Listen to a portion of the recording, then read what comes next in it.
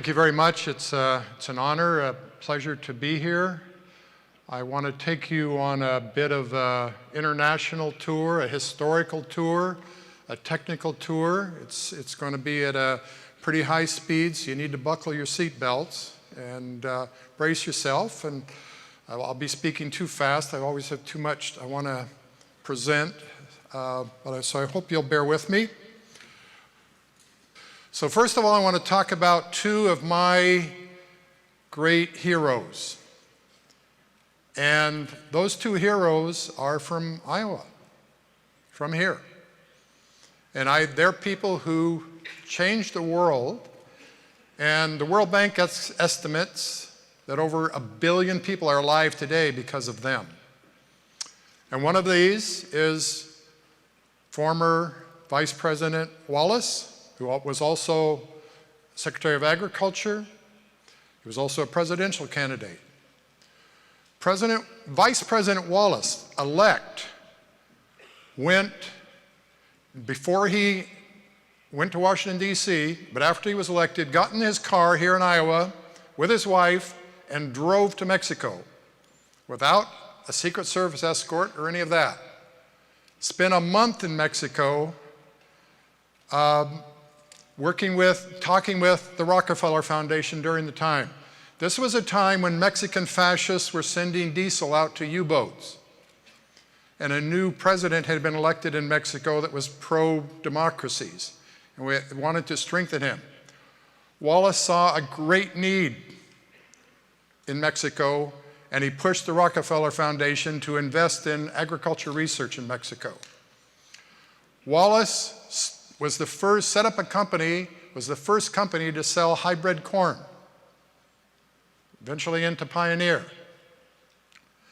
Wallace pushed Rockefeller to start this program in Mexico, and eventually the program hired a young scientist, Norman Borlaug, who had done his degree, his PhD, in pine tree rust.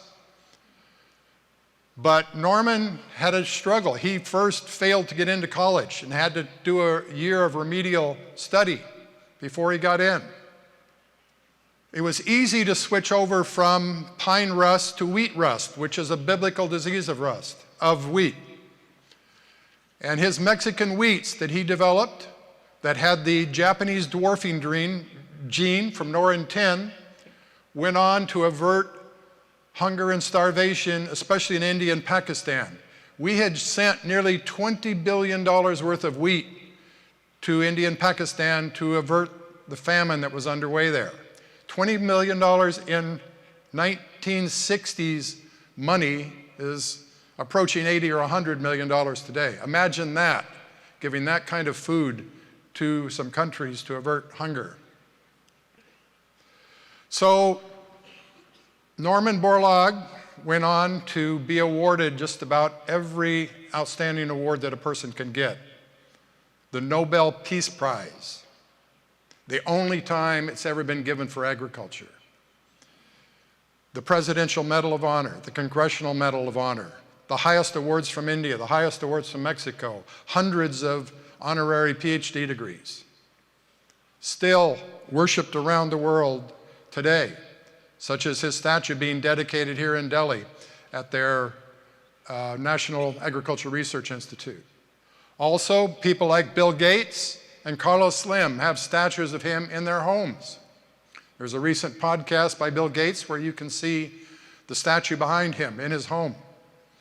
He tremendously admires that young man from Iowa. If you'd like to learn more about Norm, he was a good friend of mine. I first met him when I was a young professor. Go online, look for Norm and I. There's a slide presentation there. You'll learn a lot of additional details about him, some rare images of him that aren't readily available. From what Wallace had done and Norm had done, the World Bank, Rockefeller, Ford recognized that more needed to be done, and they ended up creating 15 international agricultural research institutes around the world, including the International Center for the Improvement of Wheat and Corn, in Mexico, CIMMYT, IRRI, the International Rice Research Institute in the Philippines, institutes for potatoes, for fish, for water, for policy, regional institutes. I'm still connected with them. If any of you in this audience sometime in the future get in a mood to be philanthropic and would like to support them or even have a joint research project with them, let me know. I'll be glad to be an intermediary in that process. I was Director General of CIMMYT. These centers go up and down. They get good leadership sometimes that tries to build them. Sometimes they get egos that ride them down into the ground. I was able, fortunately, in hiring a great staff, and we were able together, all of us, rebuild CIMMYT into a center of excellence. As Alan had already introduced, CIMMYT is in 20 countries around the world and sends seeds to over 200 countries around the world. All wheat programs, all corn programs in the US receive breeding programs, including private companies, receive CIMMYT seeds. CIMMYT produces $3.5 to $4 billion worth of value every year, has trained more than 10,000 scientists around the world, and more than 50% of all varieties of wheat and corn grown in the developing world are CIMMYT varieties directly. CIMMYT's task is to first work with, and these international centers, to work with the poorest and the most needy first, such as releasing new varieties for these farmers in Mozambique, such as testing for drought in Zimbabwe. Effects of climate change are really starting to hit in Zimbabwe. Such as working on maize lethal necrosis, a new disease that emerged in East Africa. Within 3 years, with a Gates-funded crash program, we were able to get resistant varieties out to the farmers who were just seeing 100% devastation. And then there's the biblical disease of rust in the Bible, originating from Uganda and Ethiopia, where rainy season throughout the year has wheat growing in the field throughout the year and is a tremendous incubator for new races of rust disease. CIMMYT strongly focuses, is continually monitoring for new races. Here's rust on the left-hand side of the screen in all its glory, just devastating to the wheat crops. And the wind picks it up and carries it hundreds or thousands of miles, even across the Arabian Sea from the Middle East to South Asia. Also, because of that year-round rainy season, you get sprouting in the head. As you can see, the young shoots coming out of that spike of wheat, another trait that CIMMYT works to suppress. And when these new varieties are developed, they're sent around the world to keep out in front of rust and the other diseases, such as this plot in Bangladesh. Bangladesh has recently really suffered because a whole new disease of wheat has emerged, wheat blast. It emerged in southern Brazil and in Paraguay, and very little resistance is there, but CIMMYT is working on that strongly. Unfortunately, Brazil had some spoiled grain. They sold it cheap to Bangladesh. Bangladesh brought it in, some farmers grabbed it and planted it, and now Bangladesh has wheat blast. CIMMYT has a crash program there to suppress that. These international centers are not limited by politics. And we have a close relationship, a very important relationship with Iran, with North Korea, with Zimbabwe, with Afghanistan, all of these challenging places where we find some of the finest people you would ever want to meet wanting to work with us, where we're warmly welcomed into the Ministry of Agriculture. Afghanistan, very difficult place. CIMMYT is bringing every year new varieties for testing and spreading.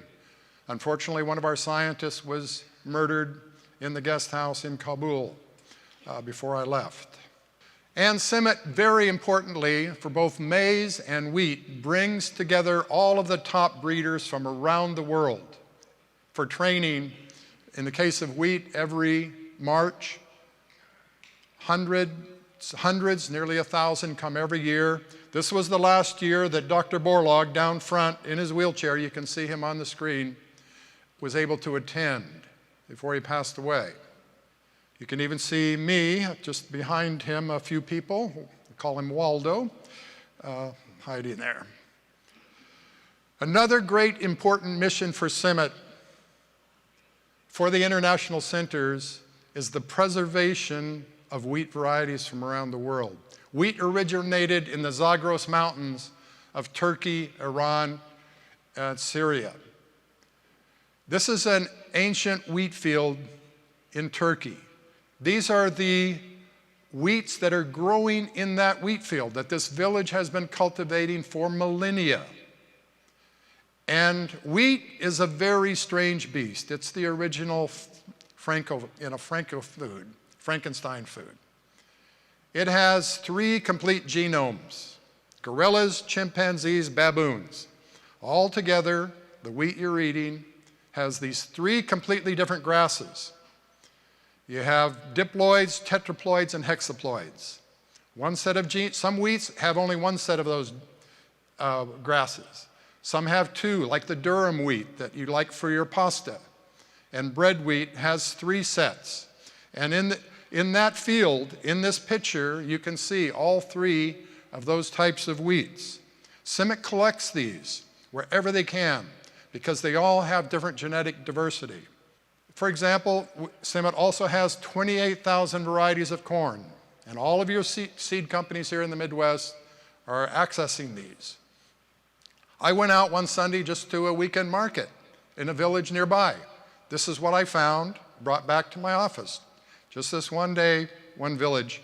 Look at the diversity there. Pod corn in the upper left with a sheath that covers every seed. Dent, waxy, all the different kinds of corn right there in this one little village. And who do we have to thank for this diversity? We have farmers like this who are selecting for unique traits over thousands of years. These peoples have done this, and we have benefited from that, especially here in the Midwest, on the work of these people of domesticating maize from teosinte, a wild grass called teosinte, and creating the crop that is so dominating the world at this point. There's 1,700 gene banks, seed storage facilities around the world. Kind of as a publicity stunt, but as of some value, the government of Norway established one they call the Doomsday Seed Bank inside the Arctic Circle on the island of near Svalbard. And they burrowed into the ground, and this is the place where you can bring backup sets of your collection. So CIMMYT and all the other centers that can are bringing backup sets of their seed for the ultimate disaster that may, nuclear war or something that would destroy all the sets around the world. One set would be there in Svalbard to retrieve. Unfortunately, there's a branch of the Gulf Stream that swings up there to the harbor just off of that seed bank and is warming the summers excessively. And water is now running into the gene bank. They've had to install refrigeration for the summer season. Now let me give you an example of that, the total diversity, including the wild types of wheat. And about the 6th spike from the left is a very thin spike. That is one of those 3 grasses that make up the bread wheat. That one is called goat grass.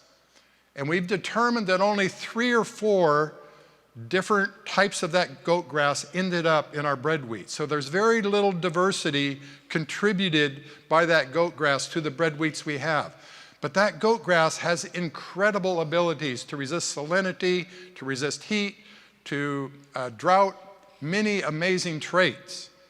So CIMMYT has been going around the world collecting that goat grass and breeding it, bringing it into wheat. to give us traits for climate change, especially. And where you find that diversity is in Iran, northeastern Iran and Azerbaijan. The Iranians have been very cooperative with us in collecting that germplasm and bringing it to CIMMYT for the breeding program. In the next 50, you hear these kind of statements. In the next 50 years, we will need to produce as much food as been consumed over the entire human history. This is pretty daunting kind of statement. It's true, but we're already ramped up and producing so much now than we were. We have to produce 100% more food by 2050 in order to continue our lifestyle that we have now and anticipate the conversion of vegetarians to meat eaters in India and elsewhere around the world, like has happened in China. But if we all went down the food chain, there's enough food right now to feed all the people in 2050.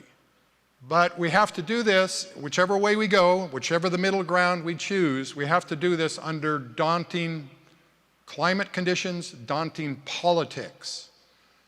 We are becoming less liked as Americans around the world. Less people are getting less willing, particular governments, to cooperate with us, to allow us to go search for new varieties on their land. You're seeing less Americans in that international agriculture research system, partially as a bias that is coming in. These are prices we are paying for being polarized. Also in this country, in this state, you're seeing the aging of farmers. This is a tragedy that is happening around the world. Just as we need to be adopting higher technology, more sophisticated technology, bringing drones and all kinds of software and automated systems. This is, again, a challenge. We've got to attract a younger, sophisticated generation. We're also lagging in research and development for agriculture.